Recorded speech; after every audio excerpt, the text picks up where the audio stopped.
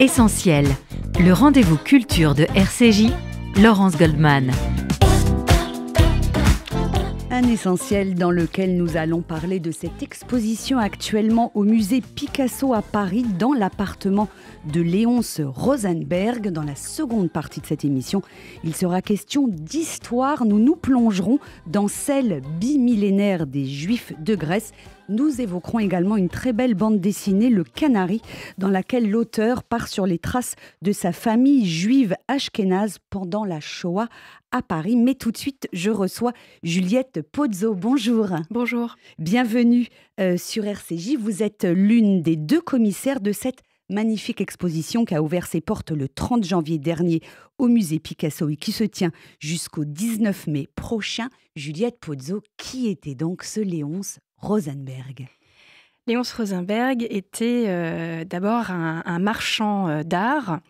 Il a surtout été connu pour avoir été un des marchands du cubisme, notamment pendant la Première Guerre mondiale. Date auquel il s'est intéressé donc aux premiers artistes du cubisme qui étaient Picasso, Braque, et puis progressivement il a étendu ses goûts pour s'intéresser à des artistes qui finalement dépassaient le style cubisme.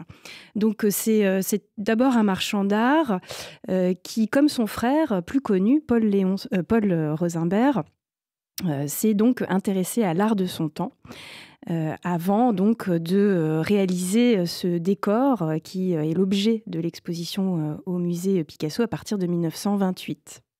Alors, Léonce Rosenberg, il est un peu méconnu par rapport à son frère, le grand Paul Rosenberg, le grand galériste qu'on connaît surtout, j'ai envie de dire aujourd'hui, grâce à sa petite fille Anne Sinclair. Que sait-on de cette famille, puisque les deux frères étaient des férus, des amoureux de l'art et des marchands d'art également, et quelles étaient ensuite les relations entre ces deux frères? Oui, c'est une famille de marchands, puisqu'en fait, Paul et Léonce, donc Léonce était le grand frère de Paul, avaient un père, Alexandre Rosenberg, né à Bratislava, donc dans l'actuelle Slovaquie, à l'époque donc dans l'Empire austro-hongrois, qui lui avait fait fortune dans le commerce du grain, avant de s'intéresser lui-même au marché de l'art avec un tropisme pour l'Angleterre. Donc il a commencé par vendre des toiles impressionnistes avant de sensibiliser ses deux fils, Paul et Léonce, au marché de l'art. Et donc au début du XXe siècle, Paul et Léonce ont commencé leur activité de marchand ensemble. Ils ont d'ailleurs ouvert une galerie à Paris, ensemble, avant progressivement de prendre des trajectoires différentes et de se consacrer l'un et l'autre à des activités marchandes, toujours dans le domaine de l'art, mais plus spécifiques. Léonce a commencé, lui, par exemple, à vendre plutôt des antiquités, en ouvrant une galerie dite de haute époque, c'est-à-dire qu'il s'est d'abord intéressé à des objets médiévaux, des objets extra-occidentaux, avant, donc je le disais, de s'intéresser au cubisme pendant la Première Guerre mondiale. Paul a eu une trajectoire un peu différente. En tout cas, il n'a pas eu la même approche, si je puis dire, en termes de vente. Lui, s'est intéressé à la fois à des artistes de son temps, des artistes cubistes notamment, mais également à des artistes impressionnistes, dans une stratégie commerciale qui limitait, si je puis dire, tout risque financier.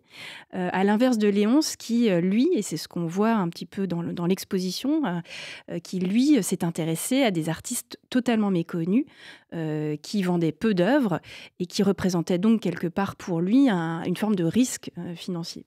Est-ce qu'on peut dire que la spécificité, la particularité peut-être de Léonce Rosenberg, c'est qu'il était avant tout un amoureux des arts, et en l'occurrence un amoureux des arts de son époque?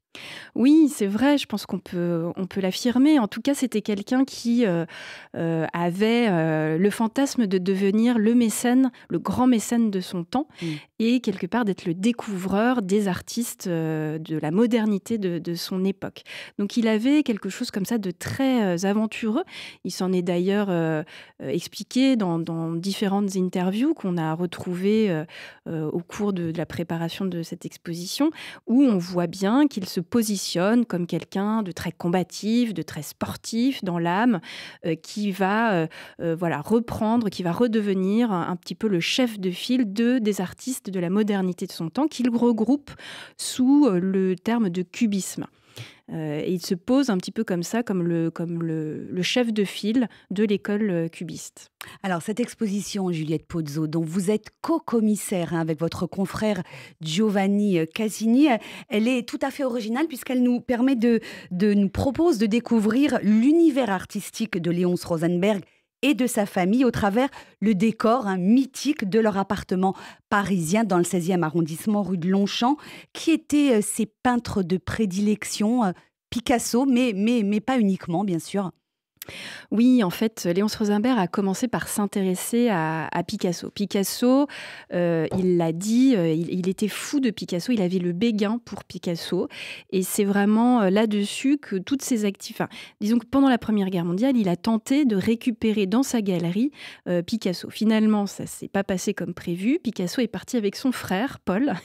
Et donc, Léonce Rosenberg, finalement, n'a jamais réussi à avoir un contrat d'exclusivité avec Picasso. En revanche, il a cherché à réunir sous sa férule, en tout cas au sein de sa galerie de l'effort moderne, tout un panel d'artistes qui se revendiquaient du cubisme, mais qui ne l'étaient plus forcément. Alors, il s'est par exemple intéressé à un moment donné aux artistes de deux styles, auxquels appartenait Mondrian, par exemple. Et puis, au cours des années d'entre-deux-guerres, il a... ce que je disais tout à l'heure, chercher à découvrir de nouveaux artistes moins connus. Et puis, il a promu, par exemple, des artistes italiens qui sont venus s'installer à Paris, comme De Chirico, comme Severini, qui sont des artistes que l'on retrouve dans le décor de cet appartement qu'il a constitué donc pour son appartement situé rue de Longchamp, comme vous l'avez souligné. Donc ce sont une douzaine d'artistes qui forment cet ensemble décoratif qui ornait les murs de l'appartement de Léonce Rosenberg à Paris. Et le tout forme un ensemble artistique finalement assez cohérent. Notamment, j'ai noté personnellement, même si je ne suis pas une spécialiste, une harmonie dans les couleurs. Oui, alors c'est à la fois cohérent, puisqu'en fait c'est lié au goût d'un seul homme, le commanditaire de cet appartement, qui était Léonce Rosenberg, mais on perçoit aussi de grandes disparités, puisque finalement, donc, sur ces 12 artistes auxquels Léonce Rosenberg fait appel pour décorer chacune des 11 pièces de son appartement, il y a des artistes à la fois très connus. Vous allez retrouver par exemple un cycle époustouflant, je crois qu'on peut le dire, de Francis Picabia, qui a été conçu pour la chambre de Madame Rosenberg, ou encore des artistes comme Fernand Léger, qui, lui, a œuvré pour le vestibule d'entrée de l'appartement, mais également des artistes méconnus et des spécialistes et du grand public, qui ont eu des trajectoires, on va dire, un petit peu en marge d'une histoire de l'art dominante. Donc ça donne quelque chose d'à la fois très hétéroclite, avec des pièces dans des tonalités, c'est vrai, de couleurs assez vives. Et il est vrai, vous avez raison de le souligner, que la couleur joue un rôle important de manière générale dans l'ensemble des pièces de l'appartement. Mais on traverse également on alterne entre des pièces qui sont décorées avec des cycles figuratifs et des cycles totalement abstrait. Donc ça donne quelque chose de très diversifié, et finalement c'est un petit peu un panorama de la création artistique de la fin de ces années 20 que l'on n'a pas l'habitude de trouver dans les manuels d'histoire de l'art, ni même au musée. Ce qui fait un petit peu la particularité ou la curiosité de cet ensemble décoratif du 75 rue de Longchamp. Le projet, l'idée de Léonce Rosenberg était-il aussi de faire de ses œuvres un art du quotidien, ou en tout cas de la vie de tous les jours, puisqu'il y avait des toiles dans chacune des pièces de l'appartement? Oui, Et c'est aussi la particularité, si je puis dire, de ce décor, c'est que on trouve des exemples dans l'histoire, notamment dans l'entre-deux-guerres, des décors de collectionneurs qui sont constitués avec des pièces que ces collectionneurs ou ces marchands avaient pu acquérir en amont et qu'ils ont disposé selon un accrochage qui leur plaisait. Là, c'est vraiment une autre conception. C'est-à-dire que Léonce Rosenberg, lui, a demandé à chaque artiste de concevoir des œuvres particulières pour chacune des pièces. Donc ça veut dire que les œuvres ont des dimensions adaptées, par exemple au mur de chaque pièce. On trouvera par exemple dans l'exposition des formats très différents qui s'adaptaient en fait au mur de l'appartement ou au-dessus de porte. Donc on a des formats par exemple allongés qu'on ne trouverait pas classiquement chez un collectionneur. Et donc ça dit beaucoup en effet de l'utilité, en tout cas de la destination de ces œuvres. Léonce Rosenberg avait l'ambition, je crois, d'appliquer jusque dans son intimité, puisque il y a dans cet appartement des salles de réception qui permettaient d'être montrées aux visiteurs, mais il y a aussi sa chambre, la chambre de sa femme, la chambre de ses filles. Et donc, on est dans quelque chose de très intime. Donc, l'idée de commander plus de 90 œuvres pour cet appartement de 360 mètres carrés, dans une sorte de folie comme ça artistique, je trouve que c'est assez touchant et ça dit en effet beaucoup de l'ambition de Léonce Rosenberg d'intégrer une vision artistique de son temps au plus près de son lieu de vie. On ne peut pas, bien sûr, évidemment, dans cette interview, évoquer chacune de ces 40 œuvres, de ces 40 toiles. Un petit mot quand même sur les chambres de ses 3 filles. Il avait 3 jeunes filles, Léonce Rosenberg. Moi, j'ai été très frappée par cette toile magnifique de Max Ernst, Fleur de neige. À la fois, comment on peut décrire ce tableau? C'est à la fois figuratif, abstrait. Oui, c'est une très belle toile, en effet, qui illustre en fait un ensemble plus vaste que Max Ernst donc, avait conçu pour la chambre de Madeleine Rosenberg, l'une des 3 filles de Léonce Rosenberg, sur le thème des fleurs coquillages. Donc celle-ci s'appelle Fleur de neige. C'est une très belle toile dans les teintes bleues qui présente des sortes de motifs végétaux. Alors on peut penser en effet ça fait penser à des fleurs qu'il représente de manière, si je puis dire, analogue à celle d'un coquillage, puisqu'il utilise donc une technique qui lui est chère, celle du frottage, où en superposant plusieurs couches de couleurs les unes par-dessus les autres, il va venir ensuite effacer à l'aide d'un chiffon ou gratter à l'aide d'une spatule une partie de ces couches pour laisser apparaître les couleurs sous-jacentes. Et donc ça donne quelque chose de très irisé, comme ça, qui laisse penser à l'intérieur d'un coquillage, mais qui en même temps a une dimension décorative très très belle. Et vous avez raison, c'est une œuvre qui navigue entre abstraction, figuration, et dont la portée décorative est très réussie, je trouve. Quel rôle a joué Marguerite Rosenberg, l'épouse de Léonce, dans la constitution de cette collection? Elle a joué un rôle.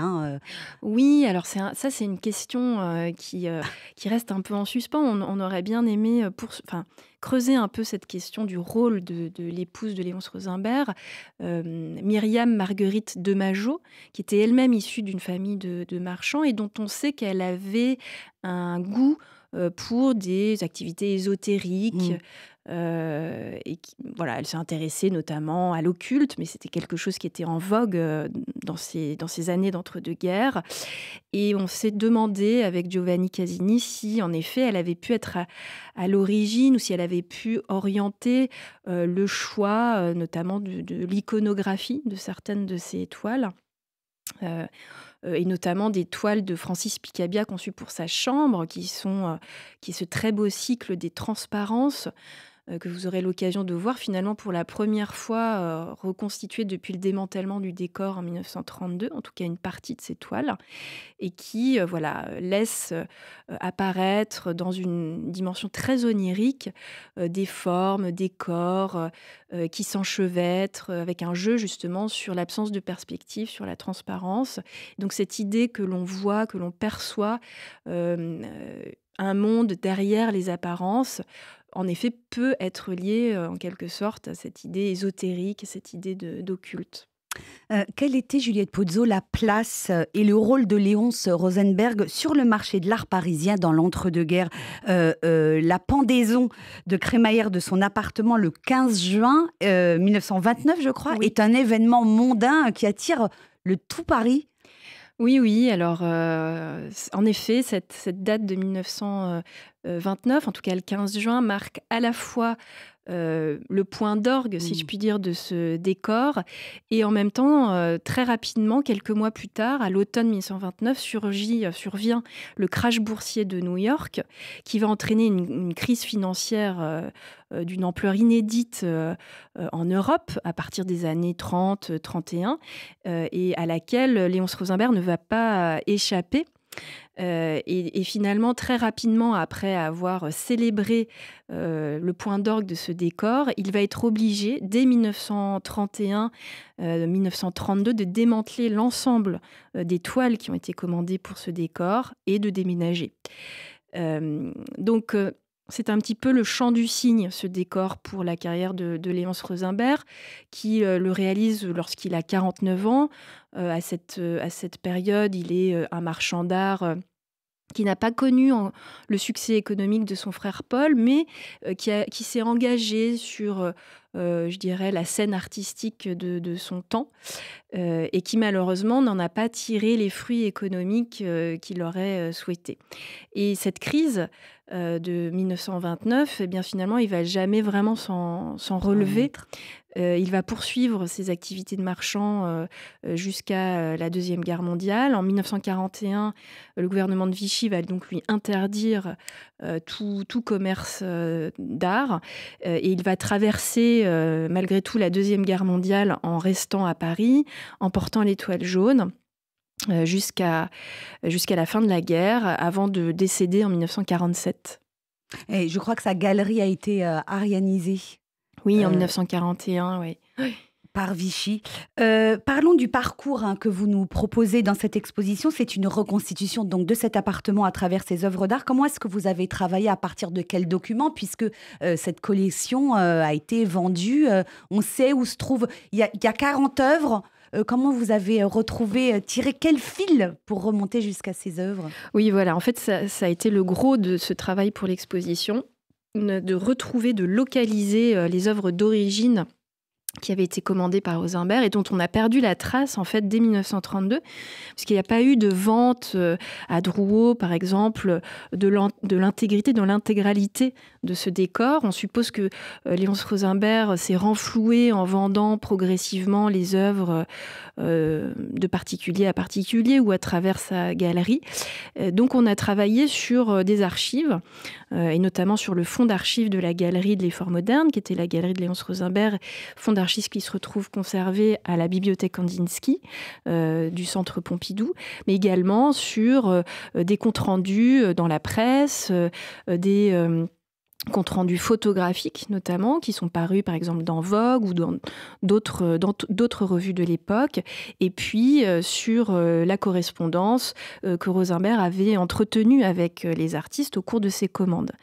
En plus de ce travail, si je puis dire, initiatique sur le fonds d'archives, il a fallu dans un second temps retrouver, localiser les œuvres, localiser leurs propriétaires et entreprendre toute une série de démarches pour convaincre ces propriétaires, qui étaient souvent des propriétaires privés, de bien vouloir prêter leurs œuvres pour l'exposition.